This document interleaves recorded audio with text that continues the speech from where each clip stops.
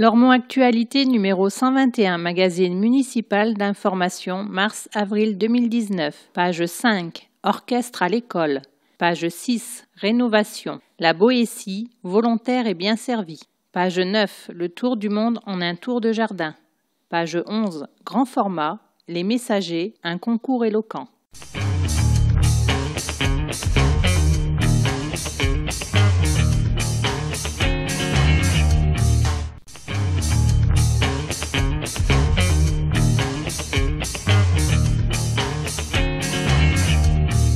Entretien entre Lormont Actualité et Jean Touzeau, maire de Lormont.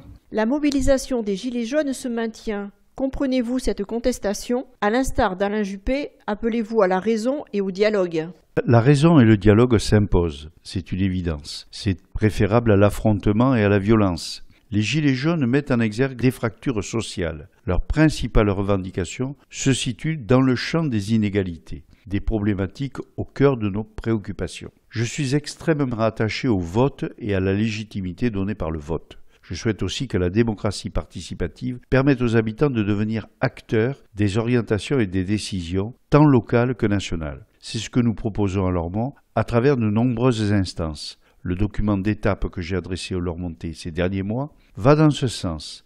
Ma seule doléance, en tant que maire, vise à ce que mes administrés participent davantage encore à la démocratie participative locale. Ils sont déjà plusieurs centaines et je souhaite qu'ils soient encore plus nombreux à co-construire le projet de ville. Le budget communal impose des choix. L'agrandissement de la maison des sports est acté. Qu'attendez-vous de cet équipement dans ses nouvelles dimensions? Le budget communal garde le cap, celui d'une gestion sérieuse de tous les moyens publics mis à disposition de la ville. Notre budget 2019 nous permettra à nouveau, je l'espère, de ne pas augmenter nos taux de fiscalité tout en répondant aux besoins des Lormontais dans les domaines de notre compétence. Aller au-delà nécessiterait un soutien plus important de l'État aux collectivités locales. Or, celui-ci a pour l'instant d'autres priorités. C'est sans doute l'une des raisons qui explique la situation actuelle. L'agrandissement de la maison des sports est effectivement au programme pluriannuel d'investissement métropolitain. C'est un projet que nous avions anticipé dès la conception du bâtiment. Le nombre de tatamis va doubler et la capacité d'accueil du public passer de 1500 à 3000 personnes. La maison des sports deviendra un équipement structurant de l'agglomération, comme le stade Matmut Atlantique. La finale du premier concours d'éloquence de Lormont aura lieu fin mars. En quoi l'art oratoire a-t-il sa place dans la construction personnelle et le parcours de réussite des jeunes? La parole est quelque chose d'extrêmement inégalitaire. Un rééquilibrage s'imposait. Au-delà de la dimension artistique, il s'agit de donner à plusieurs centaines de jeunes des outils pour disposer des mots appropriés quand ils en ont besoin. Ce programme leur permet de gagner en confiance et en estime d'eux-mêmes, puis d'être en capacité de valoriser leur parcours aux examens, lors des entretiens d'embauche, mais aussi dans leur vie personnelle. Dans tous ces moments où la manière dont on se présente permet de tisser du lien avec les autres et d'avancer dans la vie. Lormont Actualité numéro 121, magazine municipal d'information, mars-avril 2019. Magazine édité par la ville de Lormont, hôtel de ville, boîte postale numéro 1, 33 305 Lormont CEDEX. Téléphone 05 57 77 63 27, fax 05 57 77 63 28, site internet www.lormont.fr, mail mairie@ville-lormont.fr. Directeur de la publication Jean Touzeau, rédactrice en chef Elisabeth Cousseau. Conception, rédaction, photographie et vidéo, Justine Adenis, Bernard Brisé, Elisabeth Cousseau, Sébastien de Cornuau, Françoise Duré, Renaud Durieux.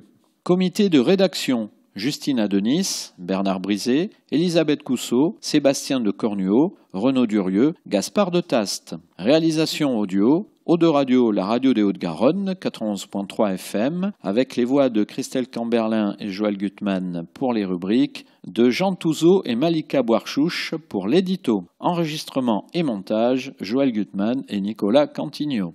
Habillage sonore, Jérôme Solaire.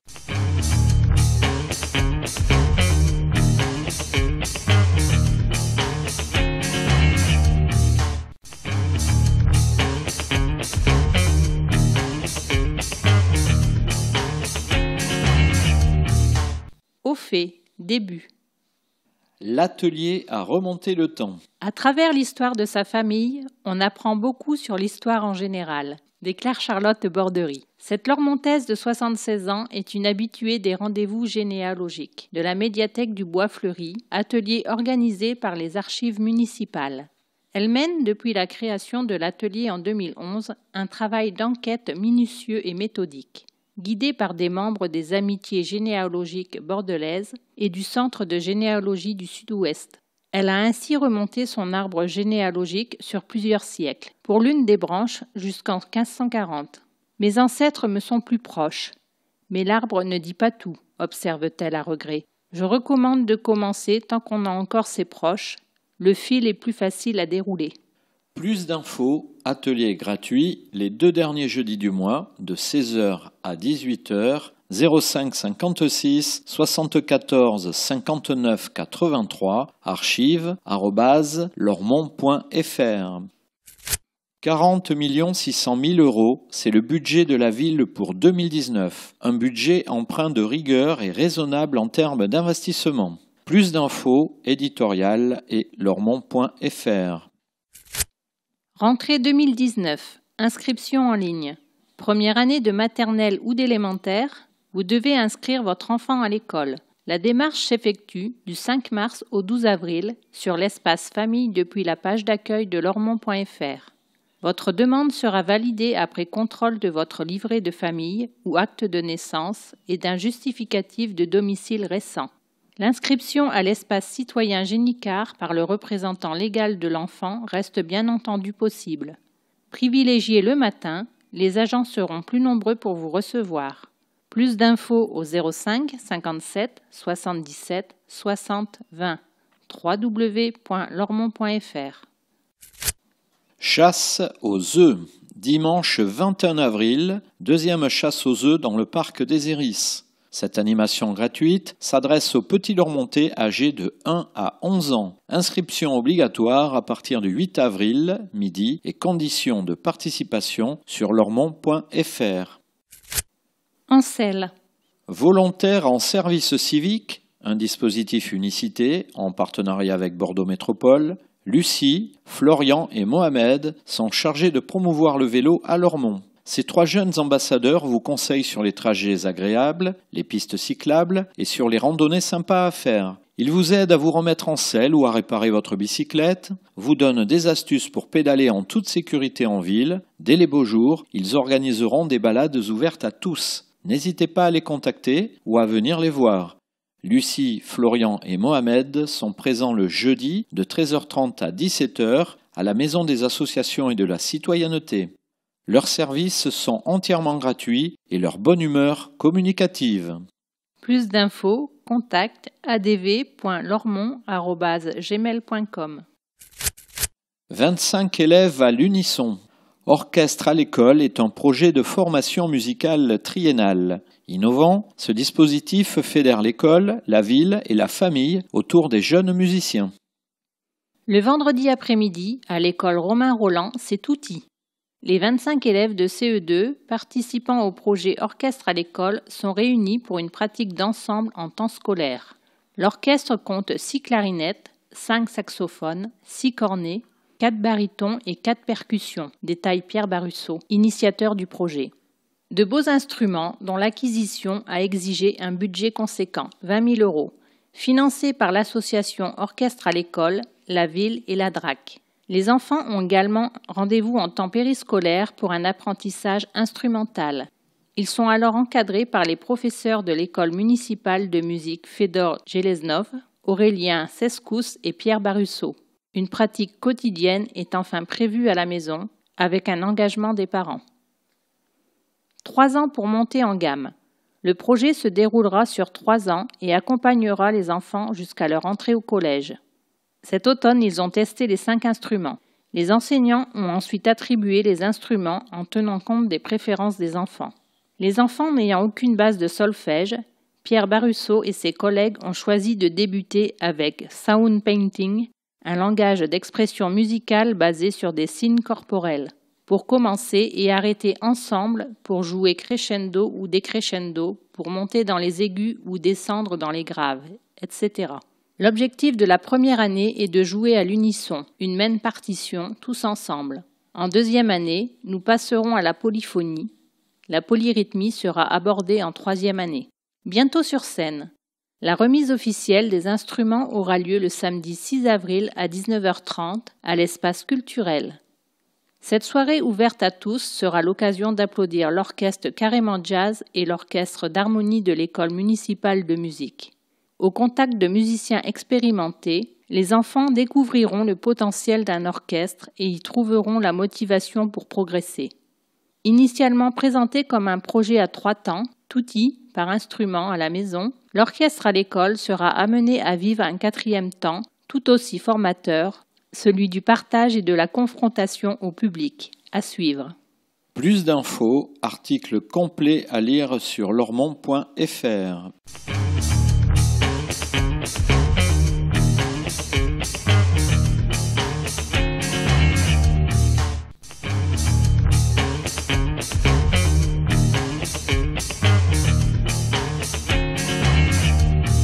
Au fait, suite. La Boétie, volontaire et bien servie.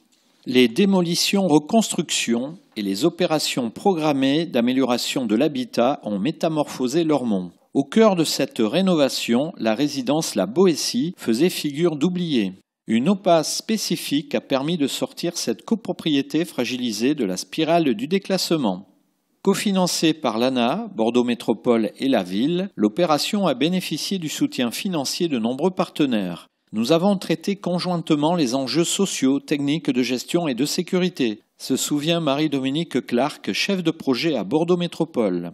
La métamorphose des résidents est encore plus réjouissante que celle du bâtiment. Hall agrandi et sécurisé, escalier aux normes incendie, baies vitrées remplacées, façade isolée. L'amélioration est énorme pour tous les 36 copropriétaires, se félicite Véronique Suré-Gajda, présidente du conseil syndical. Sans le soutien de la mairie et l'accompagnement d'Urbanis, nous n'aurions jamais pu y arriver. Plus d'infos, article complet à lire sur lormont.fr. Ville Nature et Ville Patrimoine, 2 nouveaux clips qui valorisent le territoire, à découvrir sur lormont.fr.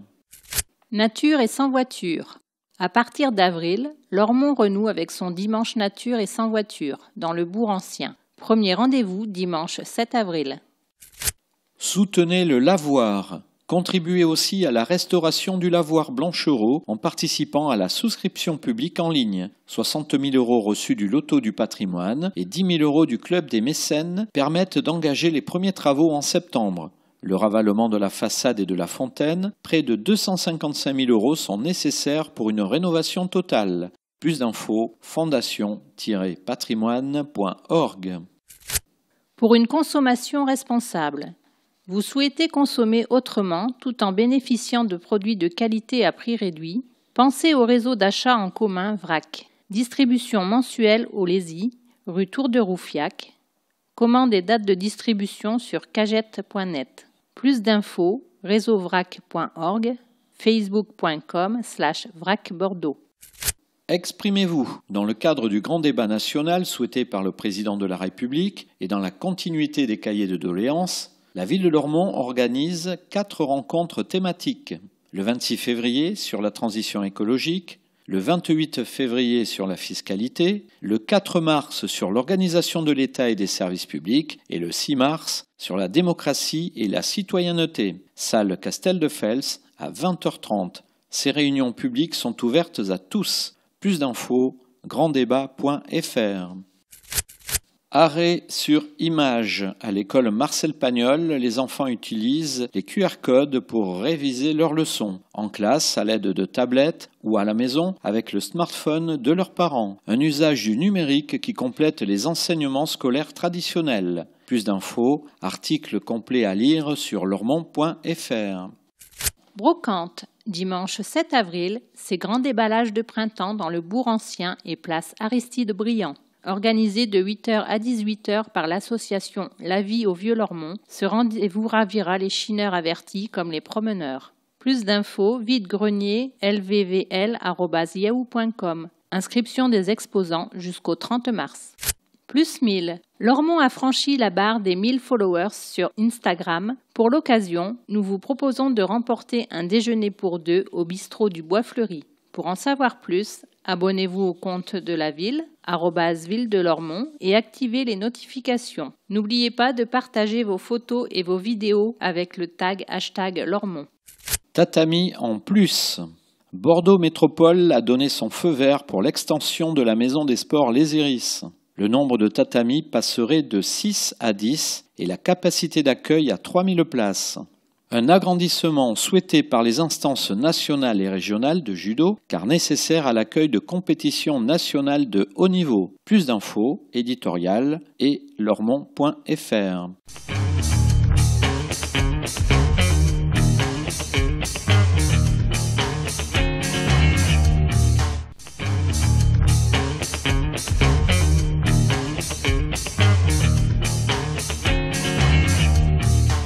Au fait, fin. Les mots enjoués d'Antoine. Antoine Cligny a 12 ans. Il est champion de France de Scrabble Duplicate dans sa catégorie d'âge et a terminé 3e au dernier championnat du monde des moins de 18 ans. Suite à un concours scolaire d'anagramme organisé dans son école, il s'est pris de passion pour ce jeu. Il faut dire qu'il pratique à la maison les mots fléchés et mêlés depuis l'âge de 5 ans. J'adore les jeux vidéo et le dessin, mais j'ai vraiment eu un coup de cœur pour le Scrabble. C'est marrant de jouer avec les mots et cela enrichit mon vocabulaire, confie-t-il.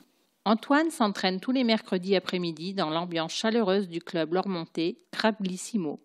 Bien que ses adversaires d'entraînement soient plus âgés, il se montre impitoyable. J'aimerais être champion de France toute catégorie avant mes 18 ans. Je rêve aussi d'être champion du monde, mais cela viendra un peu plus tard, concède-t-il. Antoine est un enfant bien dans sa peau, il est simplement habité par les lettres et les mots. Article complet à lire sur lormont.fr. Plus d'infos, Scrablissimo, maison des associations et de la citoyenneté, rue Saint-Cric, téléphone 05 56 06 59 95 06 89 04 32 47. Bureau de police opérationnel. Le tout nouveau bureau de police est opérationnel depuis début février. Il se situe 10 rue des Garrosses, au rez-de-chaussée de la résidence Topaz. Les locaux réunissent police municipale et police nationale, chacune assurant ses propres missions. L'accueil du public est assuré du lundi au vendredi de 14h à 18h. La police nationale y tient des permanences pour les dépôts de plaintes et les auditions les mardis et vendredis de 14h30 à 17h30 hors vacances scolaires. C'est également là qu'il faut vous adresser pour les objets perdus et trouvés. En dehors de ces créneaux, les Lormontais doivent se rendre au commissariat de ce nom. Le délégué à la cohésion police-population reçoit quant à lui sur rendez-vous à prendre par téléphone au 06 37 90 21 50 ou par courriel DDSP 33 délégué cohésion ce nom @intérieur.gouv.fr. Plus d'infos 05 57 77 30 30. police.municipal@lormont.fr. Une nouvelle résidence Victor Hugo sur les rails. L'agence d'architecture Les Bars Seigneurins est missionnée par l'OGV pour reconstruire la résidence autonomie Victor Hugo. Ce programme de 75 logements adaptés aux personnes âgées sera suivi d'une résidence intergénérationnelle en seconde phase. Démarrage des travaux, premier trimestre 2020. Récompense. Lormont a reçu le label Ville active et sportive du ministère des Sports. Une reconnaissance pour les initiatives, les actions et le dynamisme de la commune en faveur du développement du sport pour tous. Plus d'infos, ville-active-et-sportive.com. Défense des locataires. Droit des locataires, malfaçon dans le logement ou encore litige avec son bailleur. Depuis 1997, l'association Défense des locataires conseille, aide et accompagne les locataires sur toutes les questions liées au logement. Plus d'infos, Jean-Paul Demont, 05 24 60 02 63, jean.paul.demons@numéricable.fr. Le tour du monde en un tour de jardin. Jean-Hugues Elisabeth est l'auteur du jardin le plus succulent de Lormont.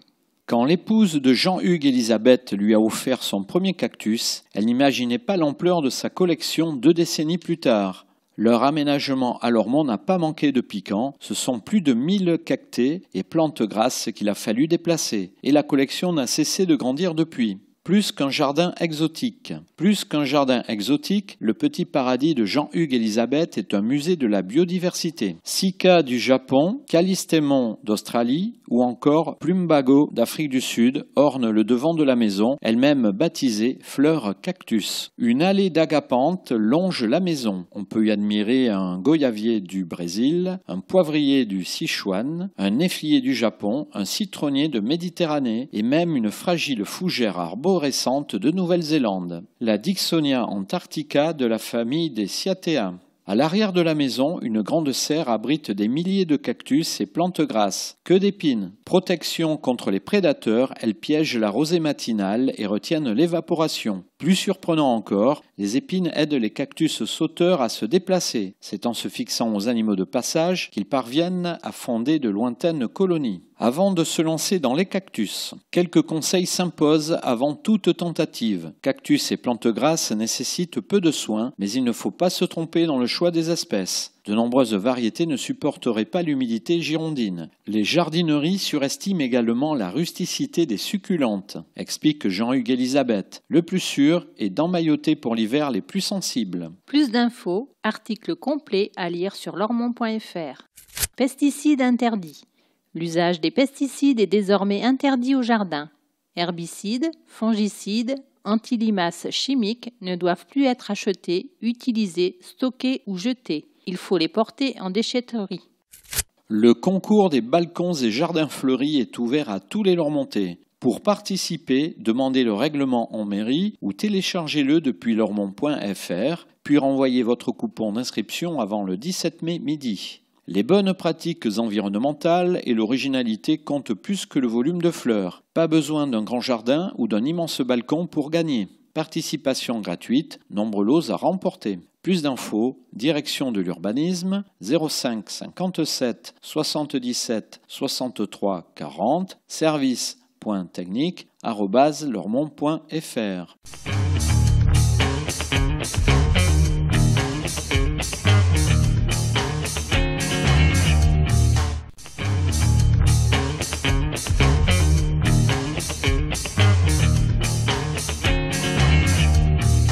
Regard. Éloge de la parole. Françoise Auger-Codaccioni est professeure de français et de culture générale au lycée des Iris. Elle évoque l'importance de l'expression orale dans sa vision de l'enseignement. Pour moi, le lycée est le bon âge pour une sensibilisation. Les élèves sont plus matures, ils s'éloignent du monde de l'enfance et sont en mesure de mieux comprendre les idées des auteurs. Je les trouve vivants, intéressants et intéressés, assure Françoise Auger. Âgée de 40 ans, elle enseigne depuis 8 ans à Lormont. Amoureuse des mots et de la littérature, elle affectionne tout particulièrement le théâtre du XVIIe siècle, Molière, Racine, Corneille. Elle est habitée par le désir de transmettre. Une génération façonnée par l'expression orale. Françoise Auger enseigne avec un langage accessible. Elle n'hésite pas à faire des comparaisons entre les grands textes classiques et les personnages réels ou de fiction contemporains connus des jeunes. L'expression orale représente la moitié de ses cours, car la construction du sens doit passer par l'élève et l'oralité facilite cela. Il y a une part de théâtralité dans mon enseignement, c'est une façon ludique d'intéresser mes élèves, mais sans jamais tomber dans la séduction ou la facilité. Cette génération a été façonnée par l'expression orale. Les jeunes d'aujourd'hui ont un temps de parole plus important, que ce soit dans la sphère familiale, dans leurs activités de loisirs ou à l'école, mais l'oralité ne dispense pas d'un vrai travail de réflexion et de structuration en amont par l'écrit. Bien écrire est fondamental pour poser clairement les choses, précise-t-elle. Ils prendront la parole pour mieux exprimer au mieux leurs idées. Une bonne qualité d'élocution est un atout dans notre société. Cela permet d'avoir une meilleure confiance en soi, d'aller plus facilement vers les autres et de mieux réussir le cas échéant ses entretiens d'embauche. Il faut néanmoins canaliser cette fougue oratoire avec des techniques littéraires, car on ne peut pas dire n'importe quoi, même en le disant bien. Le projet Les Messagers est en cela extraordinaire. Il est fédérateur, transgénérationnelle et de grande envergure, voire grand format, page 13. Dans la lignée du concours Eloquentia de l'Université de Saint-Denis et du documentaire à voix haute en 2017, il permet aux citoyens de demain de défendre leurs convictions par l'acquisition de méthodes et de techniques d'éloquence. Ils prendront la parole pour exprimer au mieux leurs idées personnelles, s'enthousiasme Françoise Auger. S'il est vrai qu'un sens aigu de la rhétorique favorise une vie sociale et professionnelle plus épanouie, on ne peut se réduire à faire l'apologie des beaux parleurs. Les timides ont encore de belles choses à dire.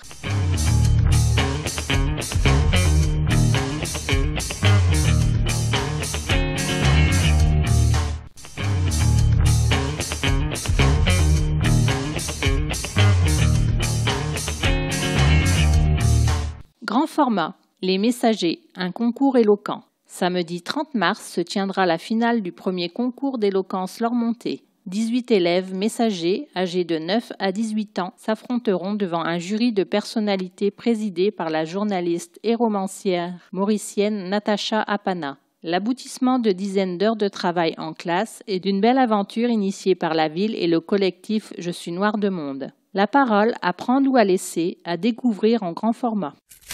Une vive voix. Élève de première STMG au lycée Élifort, Marine Garbet donne de la voix dans le concours d'éloquence Lormontais. Quand j'ai vu le film à voix haute au collège, je me suis dit que ce serait bien qu'on ait ça à Lormont. Et voilà, c'est une opportunité, une expérience bénéfique pour plus tard.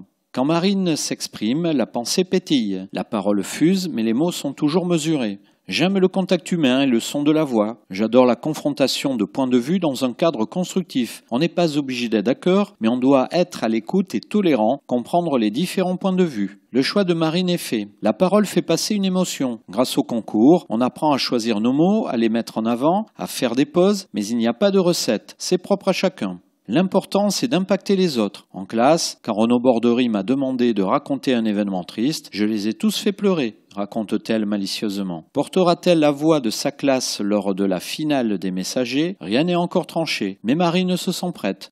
Ce serait grand, et si je gagne le concours, la plus fière et la plus surprise, ce sera moi. Quand Marine prend la parole, c'est 2 minutes 30 de stress, après ça coule tout seul.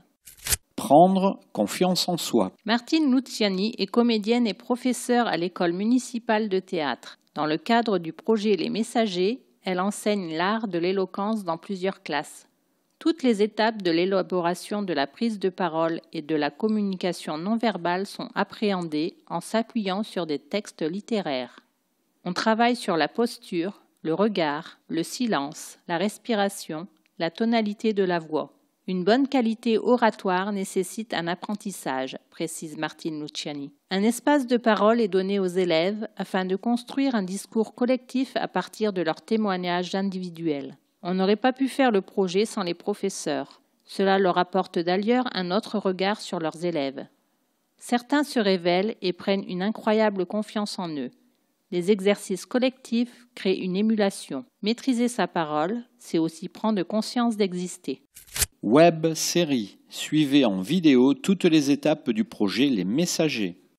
500 élèves lormontais se sont exercés en classe à la prise de parole en public lors d'ateliers de formation animés par 3 philosophes.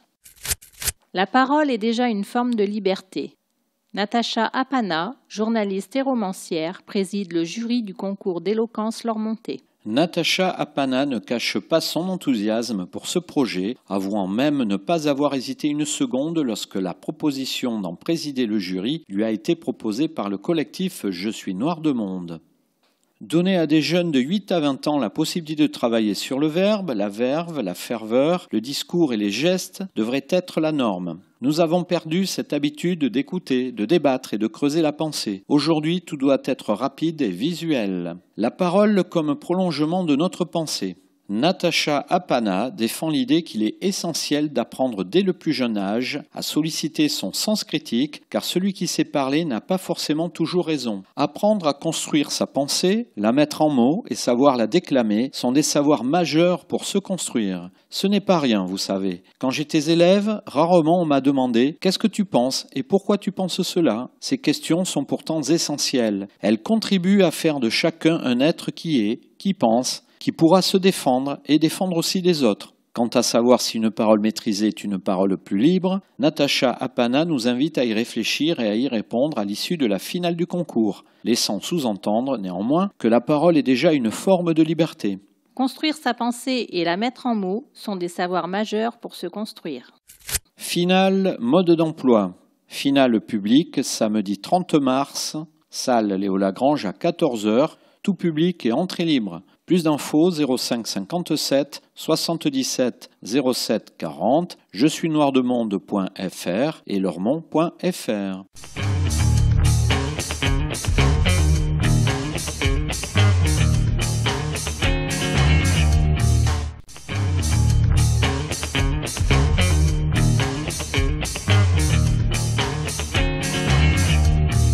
Pratique.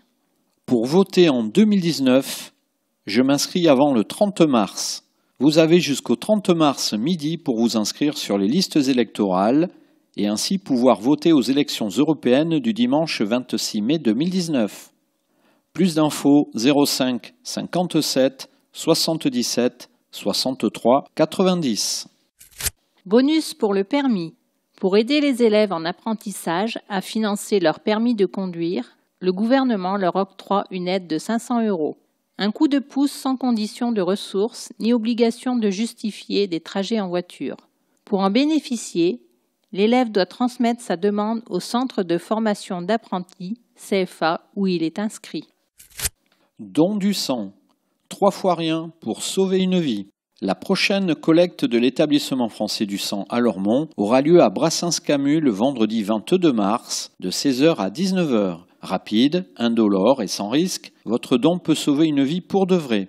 Plus d'infos 0800 74 41 00, numéro vert, dondesang.efs.santé.fr.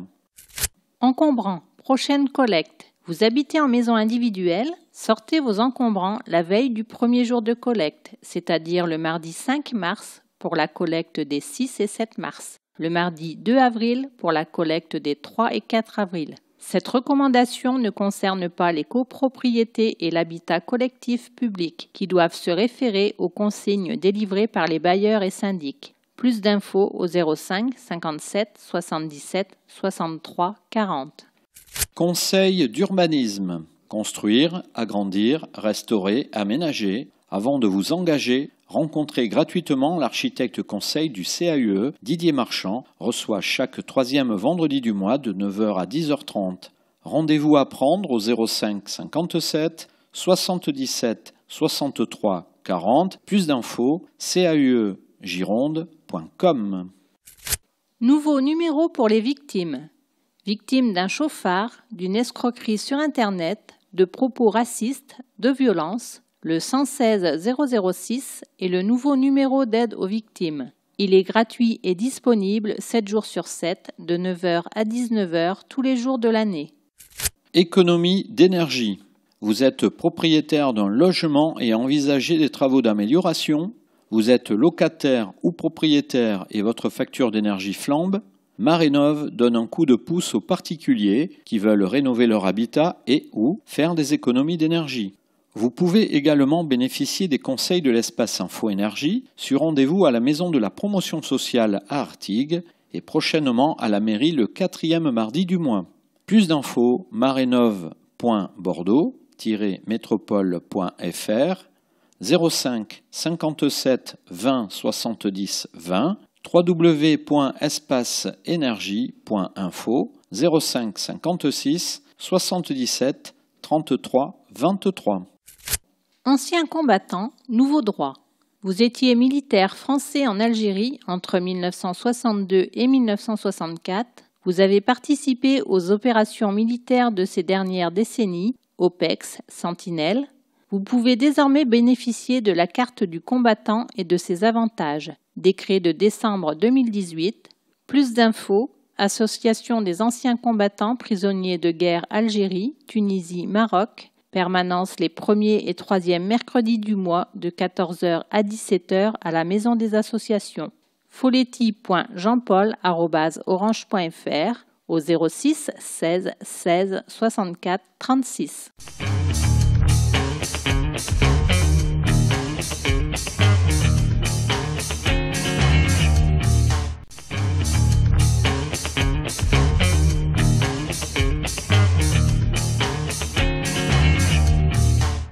Tribune, espace d'expression des groupes politiques conformément à la loi du 27 février 2002. Majorité municipale, Parti socialiste, Europe Écologie Les Verts, Parti communiste. Que le gouvernement prenne exemple sur la démocratie locale. Philippe Cartamont, groupe des élus socialistes et apparentés. À l'initiative du président de la République, le gouvernement s'engage donc un grand débat national. Il essaie ainsi de renouer un dialogue disparu en seulement 1 an et demi de fonctionnement. Les élus locaux, et particulièrement les maires, sont ainsi remis au centre du débat après avoir été ignorés et même remis en cause par un pouvoir national aveuglé par ses certitudes. Pourtant, ces élus locaux sont des repères démocratiques réels. Leur accessibilité est essentielle et leur perception de la situation du pays est donc irremplaçable. Ainsi, à Lormont, nous multiplions la mobilisation de toutes les structures représentatives des habitants de la commune, du conseil municipal des enfants jusqu'au conseil des sages, en passant par les associations, les conseils d'école, les organisations de parents d'élèves, les conseils citoyens, les conseils de quartier. Tous les projets structurants proposés par la municipalité sont présentés, discutés et tous les avis peuvent alors être exprimés. Quelques exemples concrets. Cela va de la reconstruction de l'école Jean Rostand, présentée aux parents d'élèves, jusqu'au projet de rénovation urbaine de Carrier, présenté aux habitants et forces vives du quartier, et dont la concertation sera confiée au centre social. Tout comme l'association d'idées portera également la concertation avec les habitants de Génicard au sujet du réaménagement de l'esplanade François Mitterrand. Notre volonté politique a été clairement définie et affichée. Donner les moyens à une démocratie horizontale ambitieuse et donner la parole directement aux habitants, en plus des représentants associatifs. Ainsi, pour les conseils de quartier, tous les habitants sont invités et peuvent questionner en amont de la rencontre, dialoguer lors de celle-ci, puis co-construire ensuite les solutions à trouver. Et pour être certain que tous les habitants de la ville soient informés, notre projet de ville a été distribué dans chaque boîte aux lettres de la commune. Il comprend une partie qui permet aux Lormontaises et Lormontais d'exprimer leur avis sur ce projet et de faire remonter leurs remarques et leurs propositions. La démocratie ne peut exister que par ces échanges, par une écoute permanente et une réelle prise en compte des avis de tous afin que les décisions soient claires. Autant de réflexes que n'ont manifestement pas le président de la République et son gouvernement.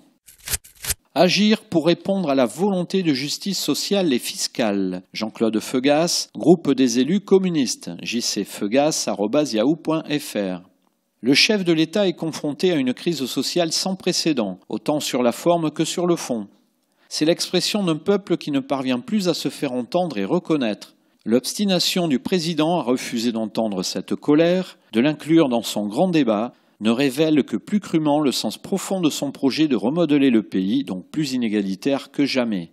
En lisant sa lettre aux Françaises et Français, on comprend sa volonté d'écarter toute remise en cause des privilèges d'une infime minorité qui met notre pays à genoux. Le piège est grossier, d'autant que les élus locaux sont appelés à jouer, écrit-il, un rôle essentiel dans le débat national lancé en réponse à cette profonde crise qui secoue la France et qu'il ne faut résumer ni aux violences ni à la couleur d'une chasuble.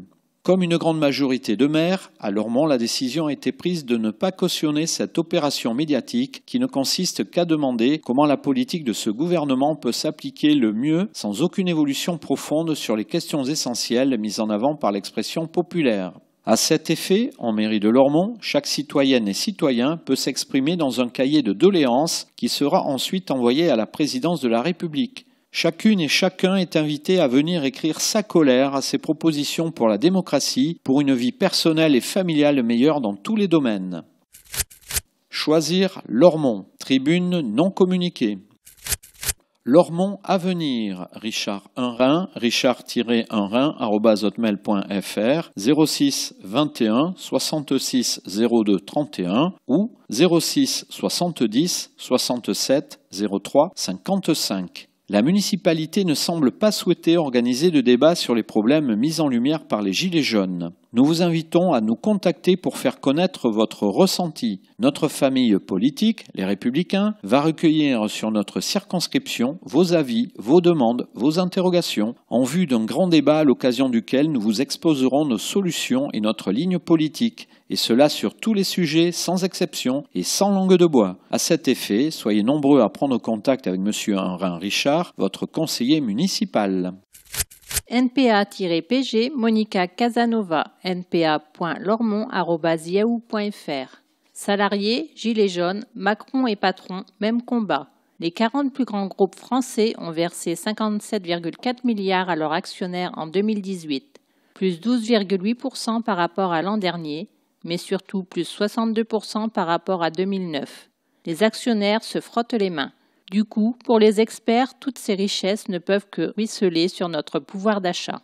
Mensonge, disent dans la rue toutes les semaines les gilets jaunes et de plus en plus de salariés. Ces profits viennent directement des mesures d'austérité, des salaires gelés, de la précarité, des temps partiels, des pensions à reculons. Alors ensemble, la lutte doit continuer.